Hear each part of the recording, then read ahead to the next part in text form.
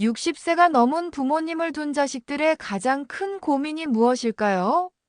많은 분들은 이렇게 말합니다.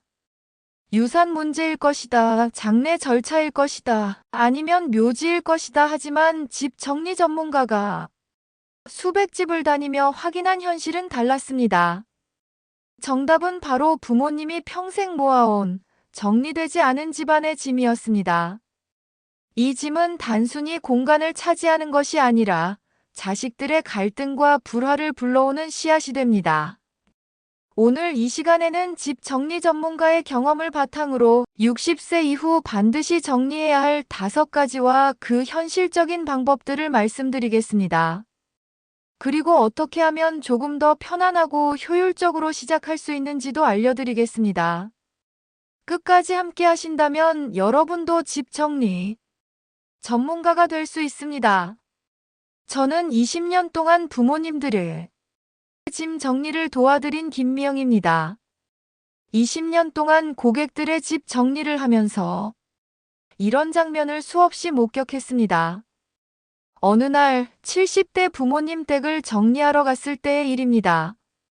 거실과 안방에는 고장난 TV, 오래된 선풍기, 10년 넘게 입지 않은 옷, 깨진 그릇과 수많은 서류가 쌓여 있었습니다.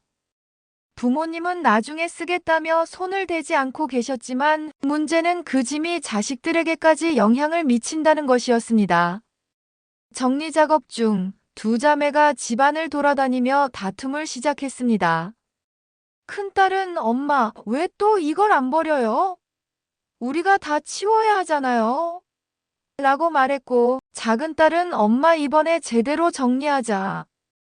이 집에 우리가 쓸 수 있는 물건도 없고 엄마가 사용하지 않는 물건이 절반이야. 어머니는 서운했는지 딸들에게 소리를 높였고 딸들과 어머니는 한동안 말을 하지 않았습니다. 저는 안타까운 표정으로 지켜볼 수밖에 없었습니다. 몇 시간이 지나 오래된 잡동사니를 버리고 필요한 것만 남기자 집안은 훨씬 밝아졌습니다. 정리되지 않은 짐 하나가 가족 간 다툼을 불러옵니다. 하지만 작은 시작만으로도 갈등은 줄어들고 가족 관계는 회복될 수 있습니다. 이 사례는 단순한 정리 문제가 아니라 부모와 자식 모두의 삶과 감정에 직결된 문제임을 보여줍니다. 부모님이 조금만 미리 정리하고 작은 공간부터 실천했다면 이렇게 큰 다툼은 피할 수 있었을 것입니다. 집 정리 전문가가 말합니다. 제가 다녀본 집마다 공통적으로 발견되는 게 있습니다. 바로 고장난 가전제품입니다. 냉장고, 선풍기, TV, 라디오 언젠가 고쳐 쓰겠다고 하시지만 제가 본 수백 가정 중에서 실제로 고쳐 쓰신 분은 거의 없었습니다. 이런 물건들은 공간만 차지하고 안전에도 문제가 될 수 있습니다. 전기선이 낡아 화재 위험을 일으킬 수도 있고 먼지가 쌓여 위생에 악영향을 미칠 수도 있습니다. 따라서 첫 단계는 단순합니다. 작동하지 않는 가전제품은 무조건 정리한다. 만약 버리는 것이 아깝다면 중고수거업체에 의뢰하거나 폐가전 무상수거 서비스를 이용할 수 있습니다. 중요한 건 미루지 않고 결단하는 것입니다. 저는 수많은 옷장을 열어보았습니다. 공통점은 하나, 옷장이 꽉 차 있음에도 불구하고 주인들은 늘 입을 옷이 없다고 합니다. 이유는 단순합니다. 그 옷장에는 10년 전, 20년 전 유행하던 옷, 사이즈가 맞지 않는 옷, 다시는 입지 않을 옷들이 빽빽하게 들어있기 때문입니다. 실제로 다시 입으신 분은 단 한 명도 없었습니다. 현실적인 방법은 1년 동안 한 번도 입지 않은 옷은 앞으로도 입지 않을 가능성이 크다는 점을 받아들이는 것입니다. 헌옷 수거함이나 기부단체를 통해 의류를 정리하면 마음도 가벼워지고 다른 이들에게도 도움이 됩니다. 주방 정리를 할 때마다 자주 마주하는 장면이 있습니다. 금이 간 접시, 바닥이 벗겨진 냄비, 녹슨 수저들. 주인들은 말합니다. 아직 쓸 수 있는데 아까워서 버리지 않았다. 그러나 이런 물건들은 위생적으로도 좋지 않고 식탁 분위기마저 어둡게 만듭니다. 깨진 그릇은 음식의 맛을 떨어뜨리고 오래된 냄비는 안전에도 문제를 일으킬 수 있습니다. 전문가는 늘 강조합니다. 좋은 그릇 몇 개만 남기고 나머지는 과감히 정리하세요. 그 순간 주방이 훨씬 밝고 깨끗해집니다.